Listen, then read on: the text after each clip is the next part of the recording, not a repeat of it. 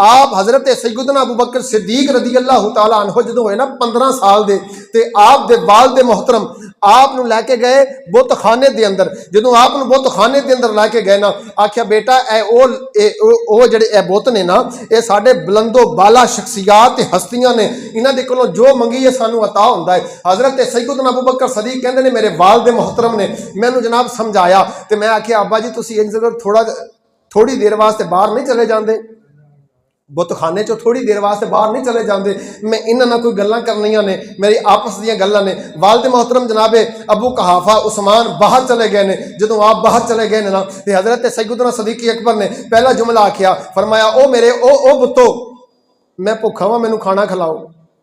कोई भी ना बोलिया, बोलना कहना सी उत्थे, कोई भी ना बोलिया। तो फिर की होया, फिर आखिया मैं नंगा, मैनूं कपड़े पहनाओ, कोई भी ना बोलिया।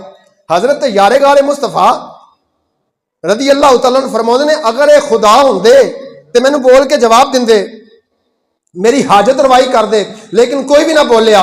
फरमाउंदे मैं पत्थर चकिया, जो पत्थर चकिया ना तो चक के मैं आखिया ओ खुदा झूठे हो, अगर तुसी अपने आप नूं मेरे कोलों बचा सकदे हो तो बचा लो। फरमाउंदे ने फिर कोई जवाब ना आया। मैं पत्थर चकिया तो बुत दे मारिया, बुत जमीन ते गिरिया। शोर की आवाज़ सुन के मेरे वालिद मोहतरम अंदर आए। अंदर जो आए तो वेख्या बुत जमीन ते गिरिया। मैनूं गुस्से नाल पकड़ के ना मेरी वालिदा माजिदा दे कोल लै गए, जाके आखिया ए मेरी रफीका हयात, इन्हें अज ऐ कभी हरकत की है कि खुदावां नूं मारिया तोड़िया है। ते आप दी वालिदा ने जिहड़ा जुमला आखिया ना, फरमाया या अमातल्लाहि अला तहकीकी अबशिरी, फरमाया मेरे सिर दे ताज आ। जदों मेरे पेट दे अंदर सी ना उदों मैनूं आवाज़ आई सी, जदों विलादत होई उदों आवाज़ आई या अमातल्लाहि अला तहकीक अबशिरी, ऐ अल्लाह दी बंदियां सी तेनूं बशारत ना अता फरमाइए बिल वालदिल अतीक, रब ने जिहड़ा तेनूं पुत्र अता करना है ना, ये दोज़ख तो आजाद कीता होया अता करना है।